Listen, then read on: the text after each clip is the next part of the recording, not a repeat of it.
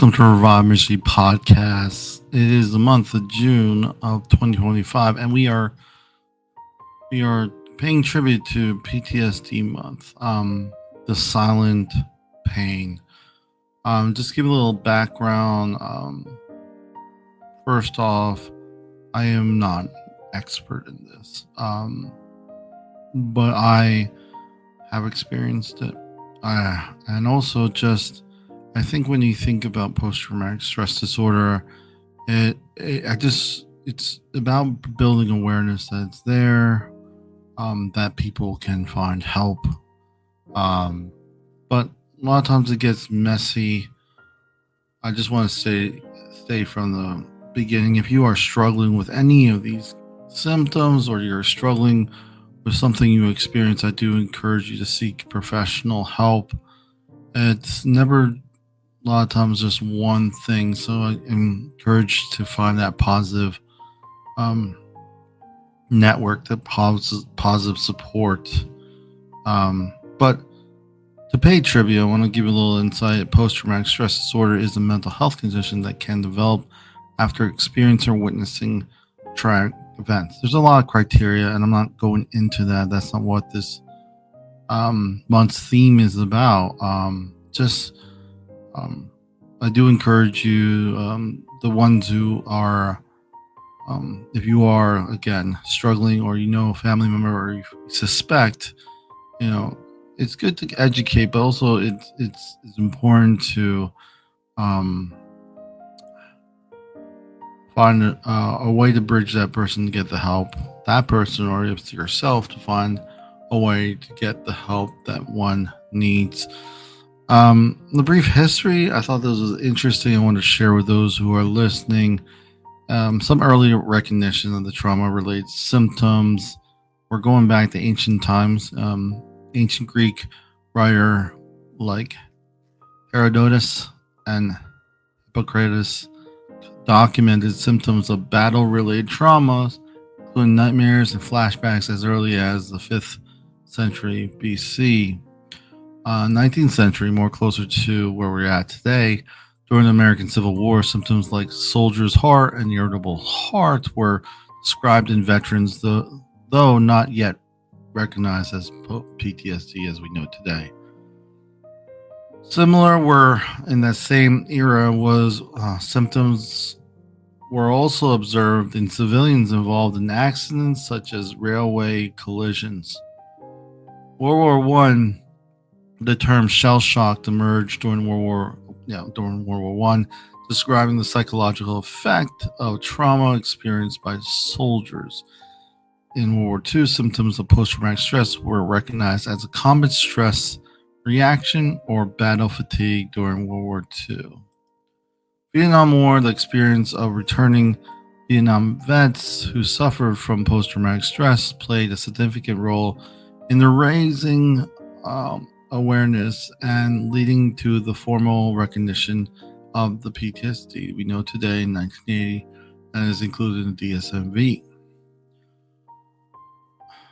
With that being said, I had this in a certain order. This, obviously, I want to say again, if you are in crisis, this is most important. If you are in the States, wherever you are around the world, find someone you can ask, that you trust, that you can ask for help. And I just want to say that, obviously, when it's in crisis, most immediate priority is to get that person safe. Okay. With that being said, I will be sharing my insight, my thoughts, my own experiences in this month's theme through Robert's Corner. So there will be no guests today. There will be a couple more guests later this month, discussing about the silent pain. But like I said, every time I start something, I always kind of have to piggyback by people who had said it better than I have. So the person who said it better than I have is unknown, but it says, "You are not your trauma, you are not your pain, you are not your..." A lot of times there can be at least an identification of that trauma, um, that fear, your pain. Um, Hopefully, this quote, at least from when I read it right now, you are not your trauma, you are not your pain, you are not your fear. It with all that separate, you may be able to see that you're still, at least, still valued, no matter what you have experienced. Um, Obviously, easier said than done. However, I do like that. I think it was last month when I was sharing about the $20 bill and how if I crumbled it up, stomped on it, it still held his value in front of a bunch of students. I think it does mirror this, but it's a little bit more difficult. It's the internal battles that we may face. Um, Another quote says, "Healing is a different journey for each of us, even as we walk the same path together." So, I try not to get caught up in this, but even someone who has experienced something similar, um, it's at least from my experience, it's good to be encouraged retrospectively that I'm not the only one suffering. It can feel that way, but at the same time, um, we can get, at least I could get caught up of the similarities, but everyone's journey, context, culture, whatever it may be, will will present differently most times, and will lead to a different resolution to that issue. So I think this shares that we are, embraces the idea that we are individuals, despite the whatever we do face that are similar, and um, sometimes later on, maybe not right away, can be something encouraging. Um, Not that my what I experience is especially bad, but more that I'm embracing and not forgetting my own values, um, my own direction, my own things that I know before the experience, before what I've seen or what I experienced, that I hold important. Sometimes the idea of finding a lot of people go, I want to find a job to get money, which just makes sense. But sometimes I try now, especially experiencing mental health, still going through therapy myself. I try to prioritize what lifestyle I want to live, and with that, what employment, what job, what friends, what every single category that will embrace that. So if my whole goal is just to make money, but I want to forego other parts of myself, it may not work as well for me, but it may not be such a negative impact for others. So I understand that there is that different journey all of us do take.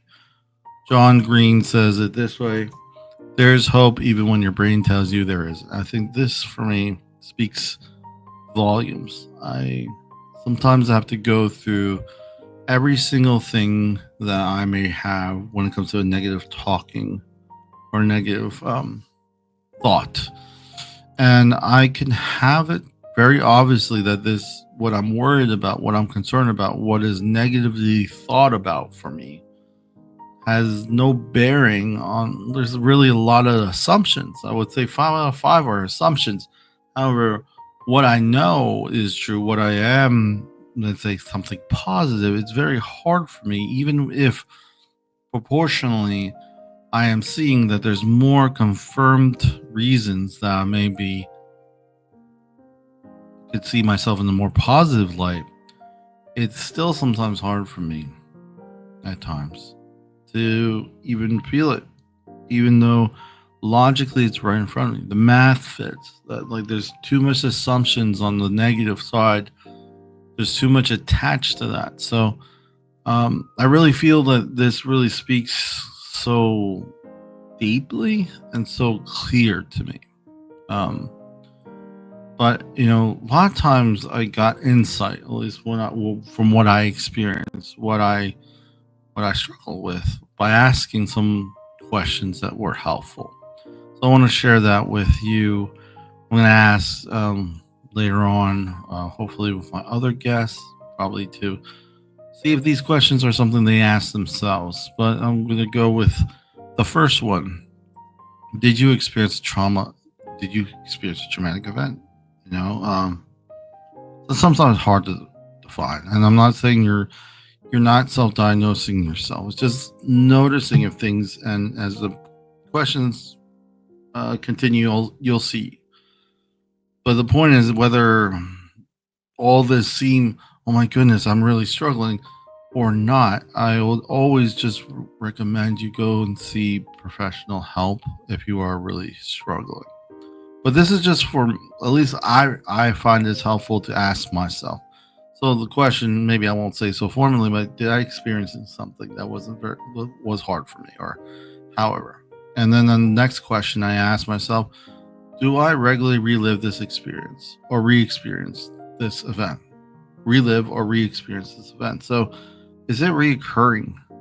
Um, is that at the forefront of my mind?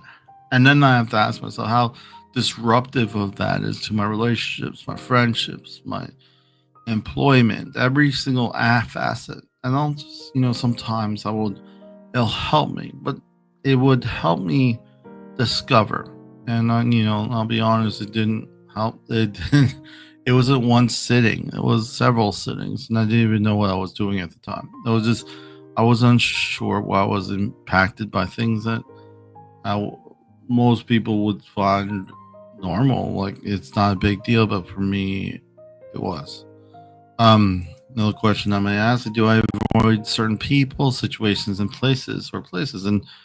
And being honest, these questions just came naturally because I found myself isolating, or like it didn't match what was happening.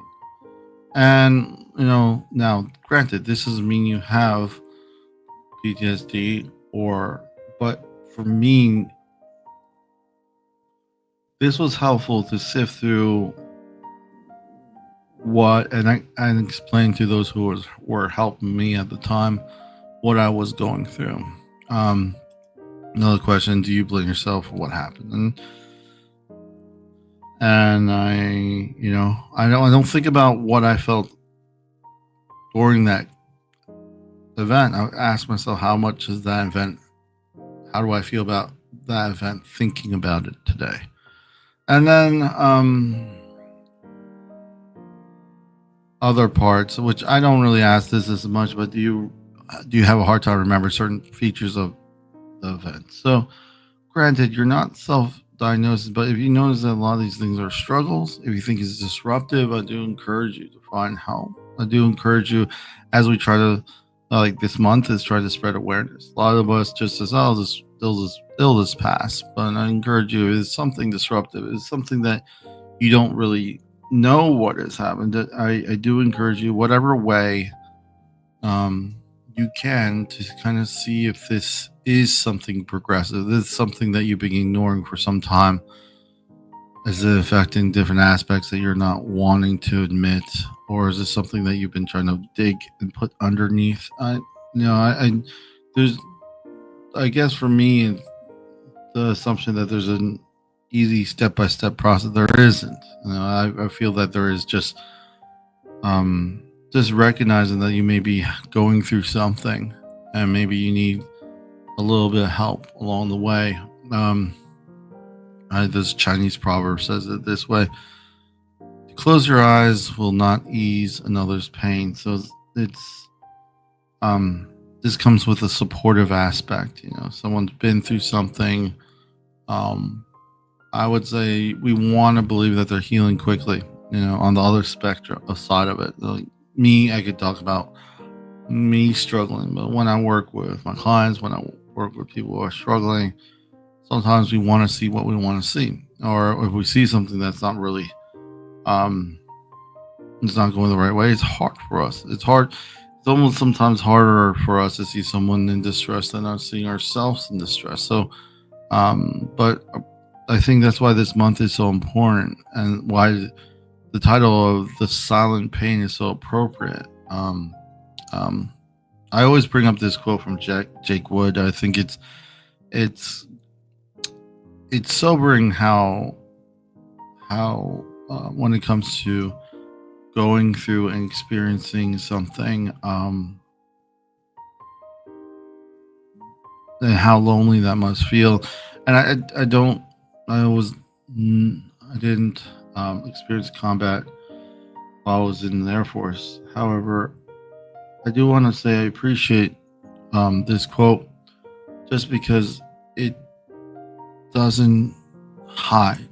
There's so many things, holy times when we put mask in our face, and this is one time I feel it's said raw, and I feel um I feel as much as it's hard to hear, it's something that is important for us to hear. And it's from Jake Wood. It says, "I feel no emotional connection to these outward human gestures. I'm not there because I never left Afghanistan." Um, so it's important that we can be great actors. And I feel that for me, um, um, sometimes, especially, um, can delay um, healing. A lot of times I would say, or if I was struggling, this shouldn't happen. Why is this taking so long? Everyone else's life is going, and this is not even talking about the mental health issues I have faced, but also the trauma I faced. So with that, just like just another thing on my list of things I don't like about myself. I don't want to face it. Can I just act? Can my family just think I'm doing well? Because that'll be fine. Because as long as they're not sad, as long as I don't see them worried, as long as I could just disappear. I'll say this. Sometimes in my experience during my darkest, I guess, thoughts, I thought the best thing for me was just to disappear. I think the hardest thing for me was to think about what would be left, what would be said, not because of anything harmful to me, but more of what would be said to my family if I left, if I disappeared. So, in that mindset, people would say, well, you have so much going for you, so much you're doing, you have all this support.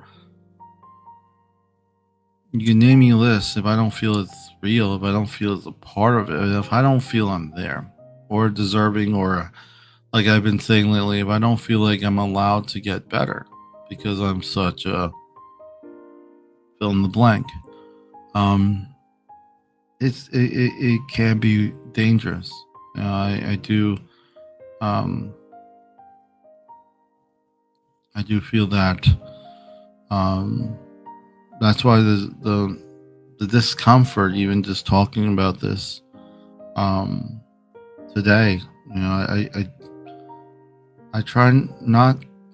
Well, I feel the conversation needs to continue. I don't feel that there's even whatever I say here or guess or even years later while I'm doing this, which I plan to keep doing this, um, that there's going to be 100% foolproof answer to all this. But I would say I encourage those who are suffering to find help. Don't wait. Don't put it off. Don't say, "Oh, you'll be fine." With that being said, I want to share a little updates on Revive Ministries. Well, when I do these, I started since February about the whole, including Robert's Corner, um, and also just everything else with Music Monday. And as such, I just like different mediums when it comes to Revive Ministries for people to express. A lot of people may not feel open or willing to share what they experience, and I understand and respect privacy. However, for me, I found it very cathartic to find different mediums to share.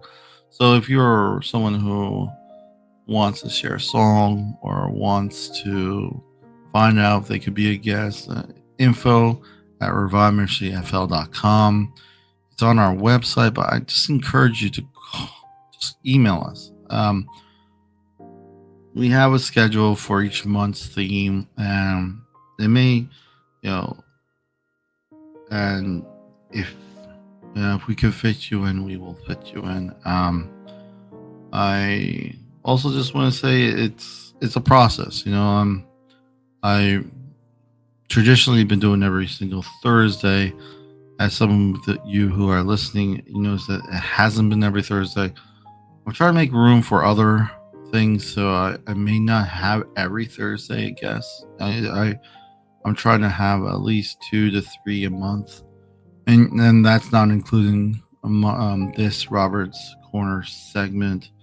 However, I always also kind of embrace the idea of change and finding different ways to not just do because that's how we always did. And again, I want to also always open um, the door to those who are listening, those who feel, hey, I want to do something. I want to share what I experienced. Um, and you want to find out more, just email info at reviveministriesfl.com. But that's about it. That we're in the middle of the summer. We're just, paving through. Um, I'm hoping as things get more clear with these projects with Revive Ministries that they'll be more defining. Um, how do you say? It'll just it'll just be more refined and more clear. I'm hoping to make update the website more, Revive Ministry, YouTube more. Just try to do as much as I can to hopefully let all you know and those who are listening that if you are feeling you want to be on the podcast, or if you want to just sing a song or share something, let's talk about it and let's see what we can do. That being said, I'm gonna going on the theme of silent pain and tribute to PTSD month. I wanted to share this quote from Peter Levin. He says, "Trauma is perhaps the most avoided, ignored, belittled, denied, misunderstood, and untreated cause of human suffering." I do feel it's very serious. I do feel it's definitely overlooked and avoided. It's very internally driven, and it's at least like I've shared in my small occurrences. It doesn't have to be externally stimulated. I don't necessarily need to have someone say something belittling. It could be a day, it could be something. Especially knowing one's triggers or things that could propagate it. Um, that's why I encourage always go to seek help if you find that it becomes more and more disruptive. We may be able to manage the symptoms, but it doesn't really get us anywhere when we are not able to navigate it through effectively, in the sense that, I guess I'll say it this way, the emphasis of being well versus being seen as being well. So I'm trying to be careful to toe that line. There's another quote, I think. Well, I'll do the quote first, and then I'll answer the question that I had. It says people are afraid to heal because their entire identity is centered around the trauma, their experience. They have no idea that they are outside of trauma, and that unknown is terrifying. So, again, the process. Granted, I can only share and confirm what I've experienced, but I do feel that there is something here that may be helpful. Maybe I find that there's wisdom in what is said here. That's why it is complex. There are several barriers when it comes to PTSD and getting the care you needed. What have you seen from your experience that assisted in navigating through these obstacles? Well, I think honestly, expectation and seeing it as a process more than a place or a destination. I say this from my experience. My experience with mental health and trauma is it doesn't mean I can't live well. Doesn't mean that I'm broken, that I can't be healed, or doesn't mean that I'm less valued. Simply put, and this took years for me, even decades to say, it just means I have to live differently. And when I say that, it means that um, I know myself better than I ever did in my life. But that's still a process. I'm still learning. So um, I have moments where I will know what's in front of me, know that my negative thoughts are unreasonable, irrational, but still feel it strongly. And then I will sometimes use grounding techniques. I use breathing techniques. I use progressive relaxation. I use mindfulness. I use anything and everything. I also learned things that will be helpful preventatively. Like as much as I love doing video editing, music, doing podcasts, video game, all that stuff is great, cathartic, but they don't replace sleep. So taking care of myself, knowing that I need a good amount of sleep, the best, and being trying to be accountable for it.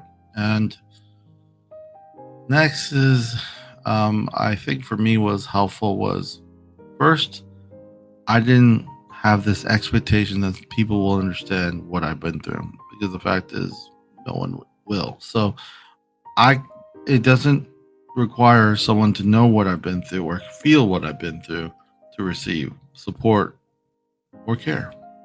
So in other words, my wife, my family don't need to know exactly what I've been through to be supportive.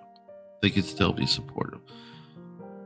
These things are monumental for the whole barrier thing because it doesn't require me to say things or they respond a certain way for me to be like, okay, they get it and they can support me. Honestly, that's unrealistic. So that expectation I was able to let go of. Um, there's countless other things. I I think my thoughts are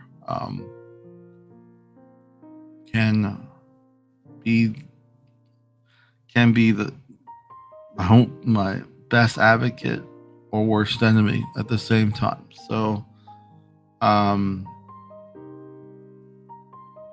I would say I've gotten better at pausing, recognizing my body and how it's feeling, my emotions, recognizing what may be helpful, what may not be helpful.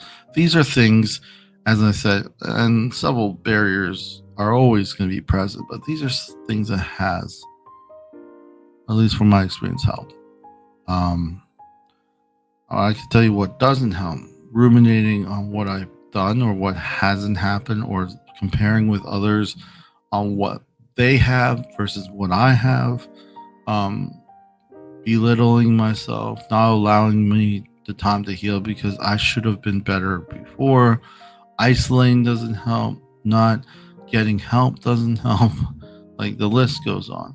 So, granted, paying tribute to PTSD, the silent pain, part of those things that can be negative are the silent part. It's not easy. Mental health is not easy. trauma is not easy. But I felt for me, the one of the biggest barriers, obstacles to get through is to not be silent. So um, those are things that have helped me. What I've seen also that helped. Um, the silent pain is this month's pain, this month's theme, as we pay tribute to mental health.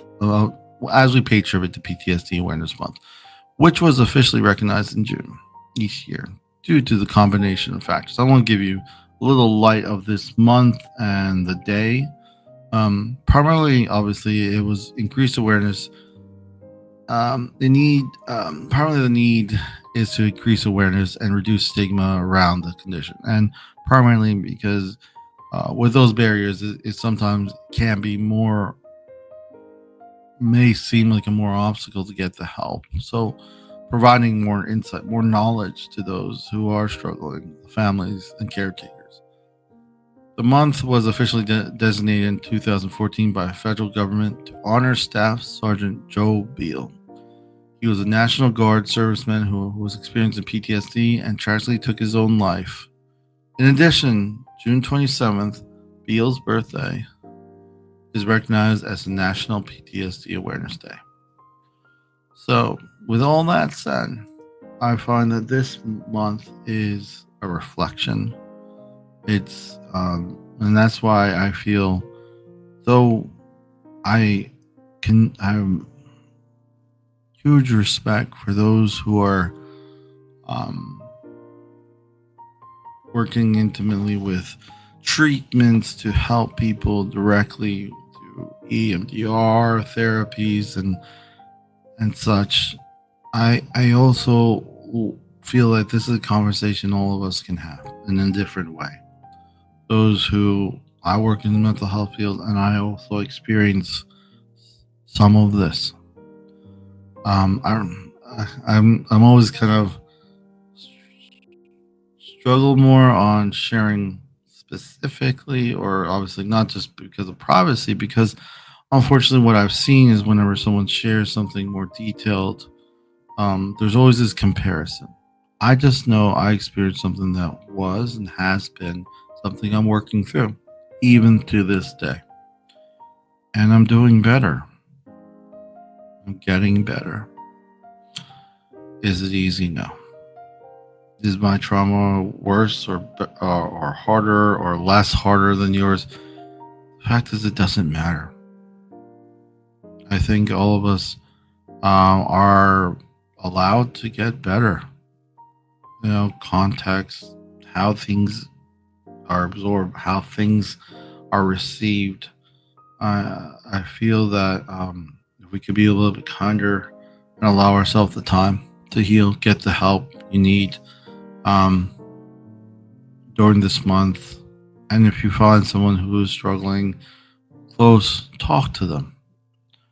I encourage you to do it horizontally, in the sense that you're not speaking down or overpraising them, but more of, hey, how can I help? How can I make some of these barriers easier? I remember one time out of the vast times I've helped people, the first thing I asked, think of myself, especially if this person who's may need to go to hospital for mental health, maybe a Baker Act, or someone who may be a danger to themselves or others. I don't think about what thing I could say that make them feel better. No, I focus on what barriers I can help.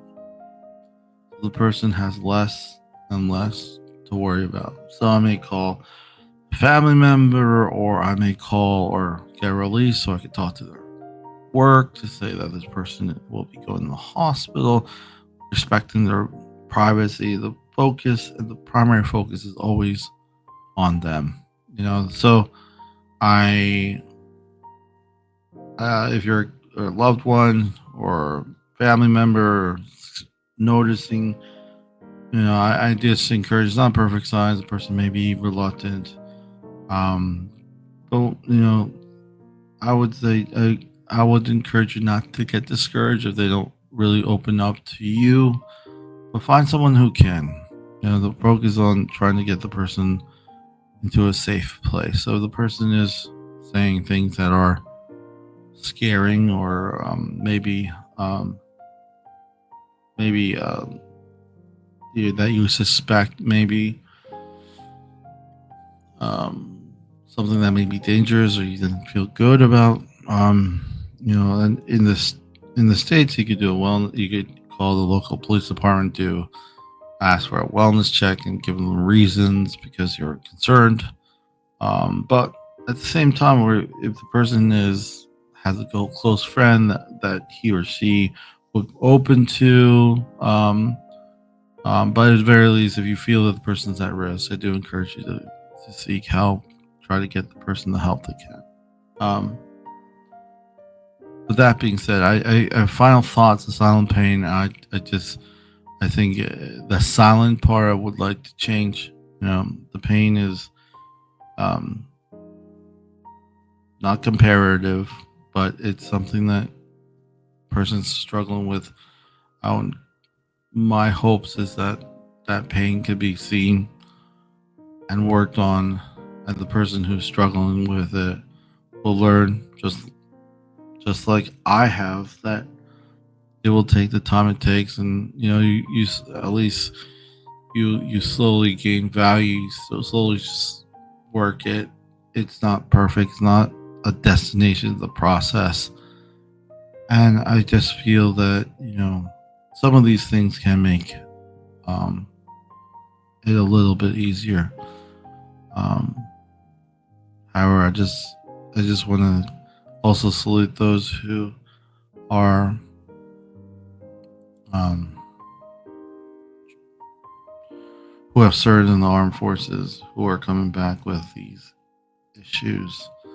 Um, um, I pray that you find the support and are brave enough to get the support you need. Um, that being said, final thoughts is um, find that safe place, find that place, that environment, get the help, get support. And this awareness month doesn't have to be something that we just look at with our heads down, but more look up with our eyes wide open. Pain's there, people are struggling, navigating through it is hard. Not everyone knows everything, but getting help, finding help, talking to the person, starting that conversation, and making that silent pain known is what my final thoughts would be. Remember to stay updated with Revive Ministry through various platforms. ReviveMinistryFL.com is our website. Also on YouTube at Revive Ministry FL Podcast. Check us out there. But everything's stemmed through the website. Again, I'm trying to, if you are someone who wants to be a guest or wants to contribute in any, I encourage you to just email us at info@reviveministryfl.com. This is goodbye from Revive Ministry. Leaving with this last quote is from another unknown. It says, "There's nothing in this world that can trouble you as much as your own